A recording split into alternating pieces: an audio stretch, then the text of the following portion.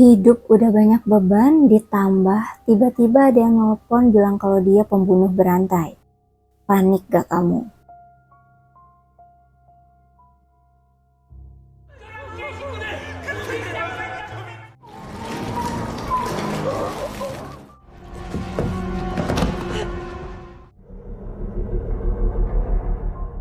싫다 구요. Cerita diawali dengan seorang jurnalis wanita yaitu Sunju yang sedang bercerita kepada kekasihnya. Kekasihnya ini seorang polisi bernama Sangwoo. Sunju ini curhat kalau hubungannya dengan putrinya yang bernama Yerin akhir-akhir ini terasa canggung. For your information, Sunju ini single parent. Dia dan suaminya sudah lama bercerai. Menurutnya Yerin terlihat berbeda. Dia lebih banyak diam dan berbicara seperlunya. Beberapa hari yang lalu, Sunju diam-diam memeriksa tas Yerin dan menemukan pisau cukur di dalamnya. Mendengar hal itu, Sangwoo pun menawarkan diri untuk berbicara langsung dengan Yerin. Hal itu pun langsung disetujui oleh Sunju karena selama ini Yerin memang akrab dengan kekasihnya itu. Oh ya, dua sejoli ini sedang menuju sebuah hotel. Jadi, kemarin ada seseorang yang menelpon Sunju. Si penelpon ini mengaku kalau dirinya seorang pembunuh berantai yang sudah membunuh 11 orang. Dan anehnya, korban-korbannya merupakan seseorang yang memiliki catatan kriminal. Si penelpon ini meminta untuk diwawancarai oleh Sunju. Dia bilang kalau Sunju mau mewawancarainya sampai selesai, maka Sunju berhasil menyelamatkan nyawa seseorang yang akan dia bunuh di malam ketika mereka wawancara. Awalnya Sunju ini ragu, kekasihnya pun tidak setuju dengan wawancara ini. Tapi karena pekerjaan Sunju sedang diambang kehancuran, dia sangat memerlukan wawancara ini untuk menyelamatkan pekerjaannya. Akhirnya Sunju pun setuju. Sesampainya di hotel, Sunju pun langsung mendapatkan kunci kamar yang sudah direservasi atas nama dirinya. Hal janggal pun terjadi. Saat itu semua CCTV hotel sedang dalam perbaikan. Akhirnya Sunju pun masuk ke kamar. Tapi dia dan kekasihnya ini sudah memiliki rencana. Sunju memasang alat penyadap dan beberapa kamera tersembunyi di kamar itu. Dan Sangwoo mengawasi dari kamar yang berbeda. Oh ya, Sunju juga menduplikat kunci kamarnya dan memberikannya kepada Sangwoo untuk berjaga-jaga. 오디오 양호. 선주야, 생각보다 Tidak lama, si penelpon pun datang.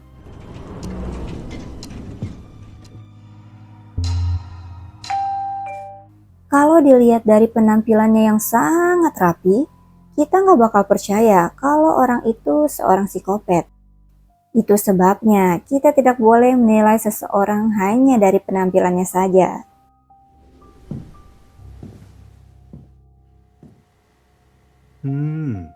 Sebelum wawancara dimulai, pertanyaan pertama yang dilontarkan oleh Sunju adalah identitas pria ini. Tapi pria ini tidak mau menjawabnya. Lalu Sunju meminta pria ini untuk membuktikan apakah benar dirinya seorang pembunuh berantai. Pria ini pun memberikan HP-nya dan memperlihatkan beberapa video ketika dia mengeksekusi para korbannya.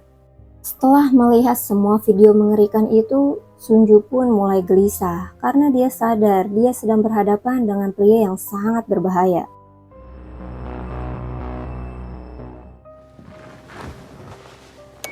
Wawancara pun dimulai. Seperti yang kita tahu kalau para korbannya ini memiliki catatan kriminal. Jadi Sunju bertanya apakah semua ini dia lakukan untuk keadilan atau untuk apa? Dengan santainya pria ini menjawab semua yang dia lakukan merupakan tindakan pengobatan medis. Hah? Kok bisa? Pria ini pun mengungkapkan profesinya bahwa dia adalah dokter spesialis psikiater. 의사. Sunju pun mempertanyakan kenapa dokter ini malah minta diwawancarai. Bukankah hal ini akan merugikan dirinya sendiri? Dengan santainya dia bilang semua tindakannya selalu ada resiko. Bukankah kamu sangat memerlukan berita eksklusif? Sunju pun menyangkalnya. Dia bilang dia tidak ingin keuntungan dari wawancara ini. Tujuan dia melakukan wawancara ini untuk menyelamatkan nyawa seseorang. 그렇다면 다행이네요. Sunju pun meminta kepada dokter untuk memberitahunya di mana korban selanjutnya dan siapa korban itu. Sunju juga mengancam dia tidak akan melanjutkan wawancara ini sampai dokter itu memberitahu identitas dan keberadaan korban selanjutnya. 싫다고요. Tapi sayangnya dokter ini tetap tidak mau memberitahu. Mendengar hal itu, Sunju memutuskan untuk menyudahi wawancaranya. Dia membereskan peralatannya dan beranjak dari kamar itu. Sementara itu, Sangwoo juga sudah bersiap untuk menangkap si dokter. Ketika Sunju akan keluar, dokter ini balik mengancam. Dia bilang kalau Sunju keluar dari kamar ini, maka korbannya akan mati sekarang. 기자님께서 인터뷰를 마무리해 주시면 Tidak ingin menjadi penyebab kematian seseorang, akhirnya Sunju kembali mewawancarai dokter ini. 그 약속 Sunju pun menanyakan apa motif dari pembunuhan berantai ini. Dokter pun menceritakan kalau 6 tahun yang lalu ketika istrinya sedang dalam kondisi hamil, istrinya ini mengalami pelecehan seksual. Untungnya pelaku cepat tertangkap dan bayi bisa lahir dengan selamat. Tapi sayangnya, semenjak kejadian itu istrinya mengalami depresi. Setiap melihat wajah bayinya, dia selalu teringat dengan wajah si pelaku. Walaupun selalu menjalani pengobatan, delusinya ini dari hari ke hari semakin parah. Pada akhirnya istrinya menyerah. Dia membawa anaknya untuk melompat dari gedung rumahnya. Sedangkan untuk si pelaku, dia masih bisa tersenyum karena hanya dijatuhi hukuman 4 tahun. Disinilah muncul niat untuk balas dendam. Dia pun langsung merencanakan balas dendamnya itu selagi menunggu si pelaku bebas dari penjara. Hari yang ditunggu pun tiba. Tapi sayangnya si pelaku telah tewas sehari sebelum dia bebas dari penjara. Menurut keterangan dari kepolisian, si pelaku ini tersengat listrik di dalam penjara. Keputusasaan pun menyelimuti dokter ini. Dia sudah tidak bisa melanjutkan hidupnya, tapi dia juga tidak ada alasan untuk mati. Sampai suatu hari ada seorang pria yang datang ke klinik dokter ini. Pria ini memiliki kasus yang hampir sama dengan si dokter. Dia kehilangan istrinya dan anaknya yang berumur 8 tahun sampai koma. Sedangkan untuk si pelaku, dia tidak dipenjara, dia masih bebas tertawa dan bersenang-senang. Setiap ada kesempatan untuk balas dendam, pria ini selalu teringat langsung kepada anaknya, sehingga balas dendam itu tidak pernah terjadi. Setelah mendengar hal itu, menurut si dokter melanjutkan konseling tidak ada artinya. Makanya hanya ada satu resep yang dia tawarkan kepada si pasien, yaitu pembalasan dendam. 그 사람 죽여드릴까요? Oh ya, nama dokter ini adalah Yonghun. Yonghun pun menawarkan diri untuk melakukan balas dendam. Awalnya pasiennya ini terlihat panik, tapi ketika Yonghun menceritakan kisahnya yang hampir sama dengan si pasien, pasiennya pun setuju untuk melakukan balas dendam.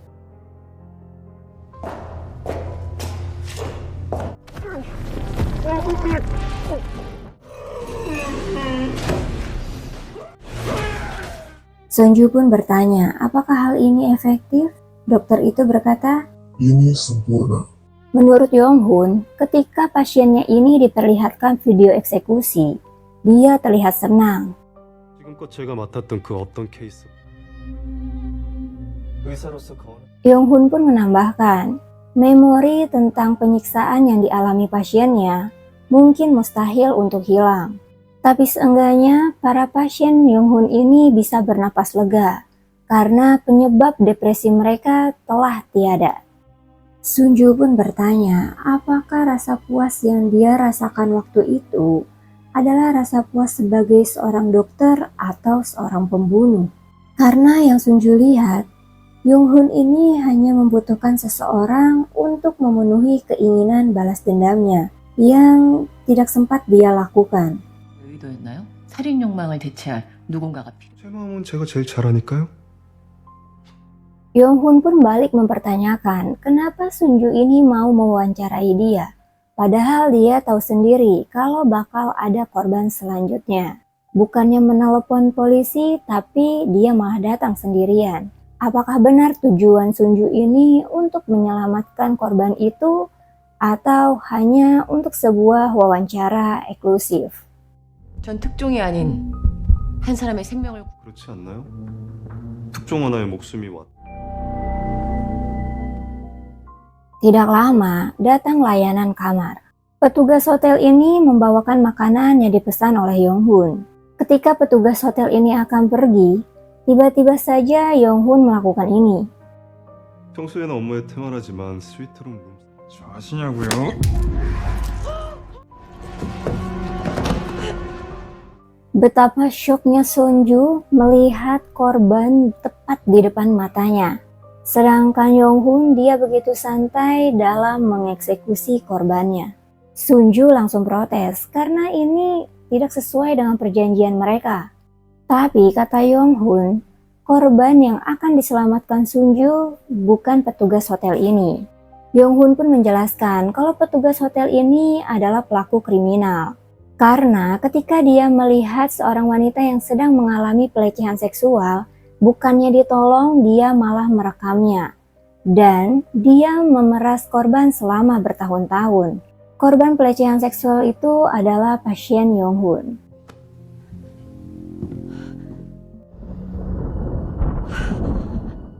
Di sini Sunju terlihat sangat ketakutan. Dia mulai gelisah dan tidak fokus pada wawancara itu.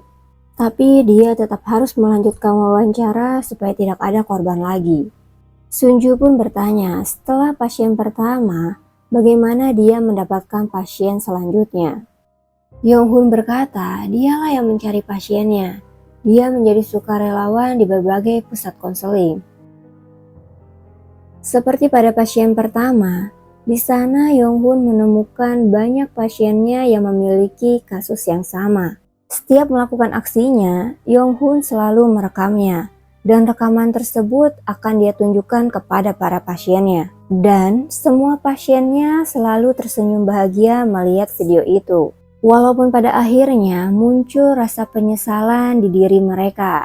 Nah, disinilah Yonghun menggunakan hipnoterapi untuk menghilangkan rasa penyesalan dari para pasiennya. Sementara itu, kekasihnya Sunju ini berusaha untuk masuk ke kamar mereka. Tapi ternyata kunci duplikat yang diberikan Sunju tidak bisa digunakan. Kita kembali lagi ke wawancara Yonghun dan juga Sunju. Di sini Yonghun mulai mempengaruhi psikologi Sunju. Yonghun pun bercerita, dia mempunyai pasien seorang siswa yang dibully oleh temannya. Siswa ini memiliki bakat yang hebat dalam memainkan biola. Nah, oleh si pembuli, tangannya dihancurkan menggunakan pisau cukur. Mendengar kata pisau cukur, tiba-tiba saja yang teringat di benak Sunju adalah anaknya. Mengetahui kalau fokus Sunju mulai terpengaruh, dia pun menanyakan, kalau Sunju ini adalah ibu dari si korban, apa yang akan Sunju lakukan?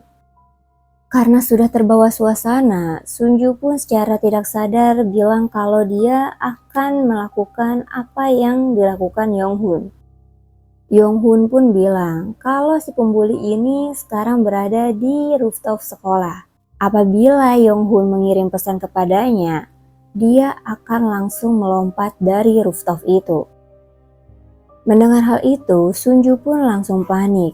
Dia meminta Yonghun untuk tidak mengirim pesan kepada si pembuli itu. Dan dia bertanya, apakah pelaku pembulian itu adalah putrinya? Yonghun pun berkata kalau pelaku pembulian ini adalah seorang siswa laki-laki. Dia pun menunjukkan foto si pembuli. Ketika melihatnya, Sunju pun merasa lega. Mengetahui pikiran Sunju yang sedang kacau, di sini tiba-tiba saja Yonghun menghipnotis Sunju. Entah kenapa Yonghun ini malah jadi kepo tentang hubungan antara ibu dan anak ini. Sunju pun berhasil terhipnotis. Yonghun pun meminta Sunju untuk menceritakan hubungannya dengan putrinya. Di sini Sunju pun bercerita kalau hubungannya dengan anaknya mulai renggang. Entah kenapa seperti ada yang disembunyikan dari Yerin. Lalu tiba-tiba aja mantan suaminya juga mengajukan hak asuh. Dan Yerin pun ingin tinggal bersama ayahnya. Ketika Yonghun makin mengorek-ngorek tentang hubungannya dengan Yerin, tiba-tiba saja muncul Yerin kecil di benak Sunju. Dan akhirnya Sunju pun tersadarkan. Karena suasana wawancara yang sudah semakin tidak jelas dan berbahaya, kekasihnya pun menyuruh Sunju untuk keluar dari sana. Dan disinilah satu persatu plot twist muncul. Ternyata dari awal Yonghun ini tahu kalau kekasih Sunju berada di kamar yang berbeda dan sedang mengawasi mereka.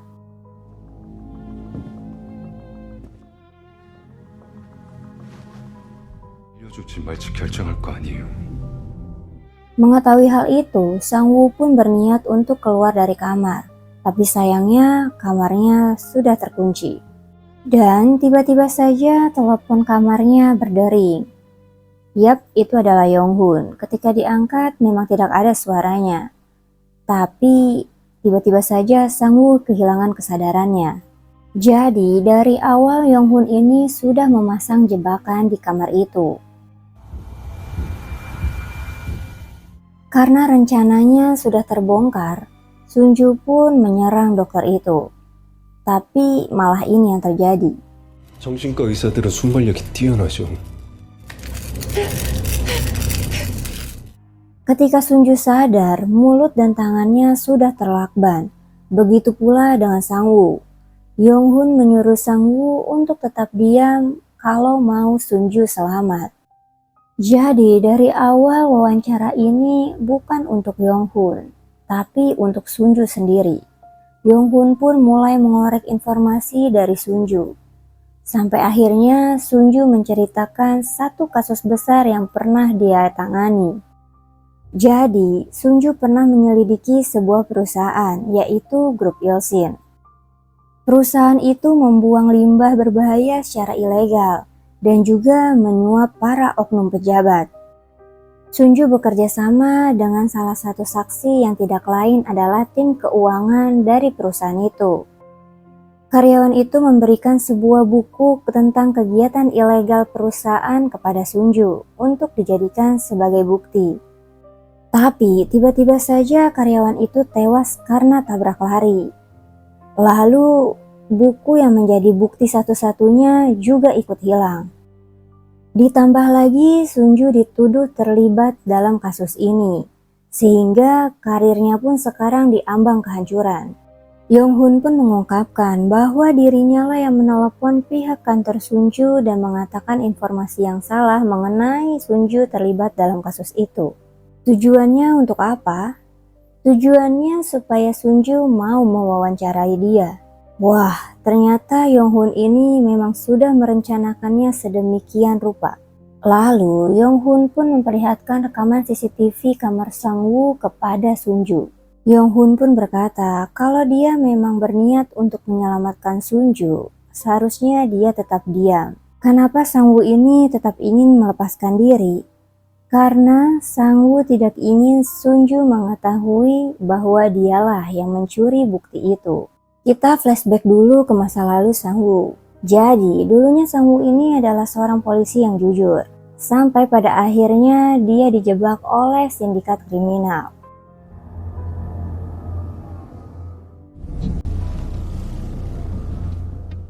Sang Woo pun dijadikan boneka oleh sindikat itu. Awalnya sih Sang Woo berusaha untuk melawan.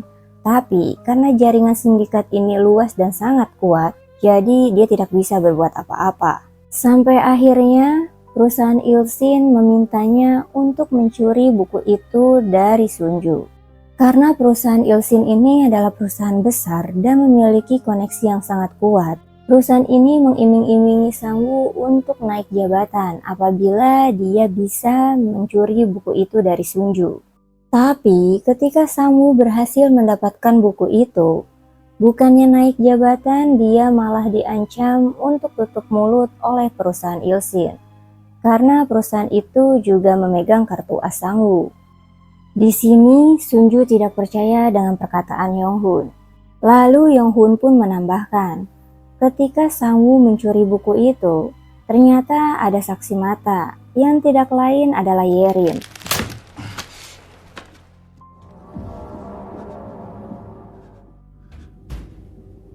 몸이 안 좋았던 예. 한상우 입장에서 예린을 Karena panik, Sang-woo pun melakukan tindakan asusila kepada Yerin, supaya Yerin tutup mulut. Yerin pun mengalami trauma yang sangat berat, makanya dia tidak berani berbicara kepada ibunya dan ingin tinggal bersama ayah kandungnya. 그 사람이 왜 예린이를... Lagi-lagi Sunju tidak percaya, karena menurut Sunju, Sang-woo ini sangat baik kepada Yerin, dan mereka berdua memang sudah akrab. 당신 같은 미치광이 말을 어떻게... 예린이 가방에서 면도칼도 Yong-hun pun menyuruh Sunju untuk menelpon Yerin. Ketika Sunju menelpon Yerin, ternyata Yerin malah bertanya, apakah dokter yang memberitahu ibu? di situ tangis Sunju langsung pecah. 지금 의사 선생님이랑 같이 있어?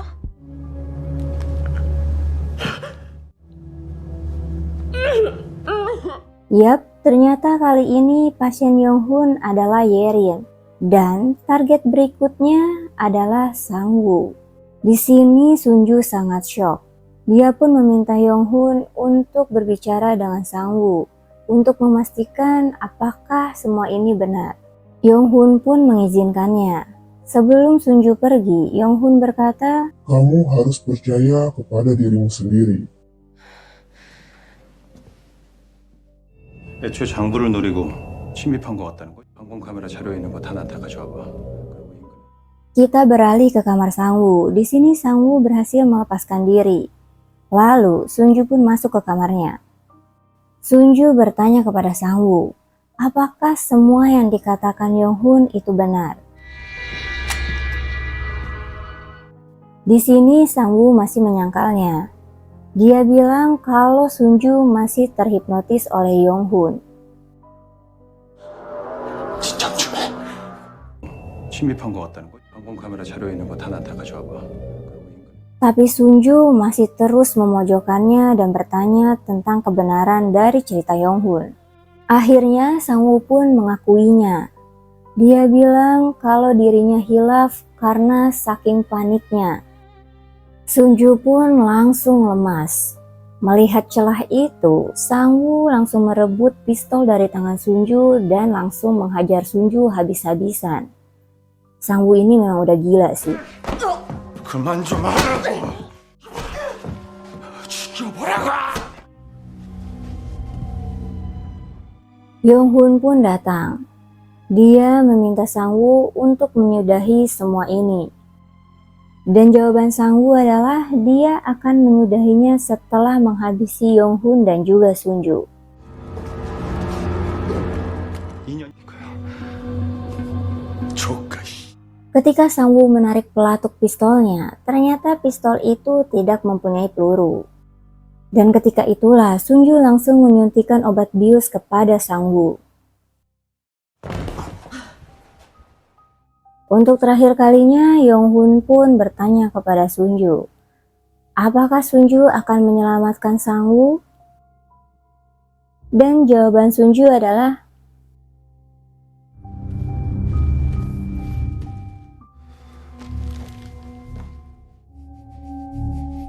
dan akhirnya tamatlah sudah riwayat Sang-woo.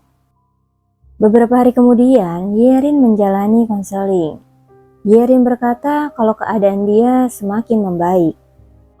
Tapi Yerin masih bertanya kepada Yong-hun, apakah Sang-woo akan kembali lagi? Yonghun pun berkata kalau Sangwoo dan mobilnya terseret arus dan dikabarkan hilang. Jadi dia tidak akan pernah kembali lagi. 엄마 좀 들어오시라고 전해줄래요? Setelah sesi Yerim berakhir, ternyata dokter ini juga mengundang Sunju. Yonghun menawarkan diri untuk mengobati trauma yang dialami Sunju. Tapi di sini Sunju tidak mau. Dia bilang biarkan penyesalan itu ada pada dirinya. Sebelum Sunju keluar dari ruangan itu, Sunju berkata, apakah Yonghun tidak lelah terus-menerus mencuci darah dari tangannya? Mendengar hal itu, Yonghun pun langsung terdiam.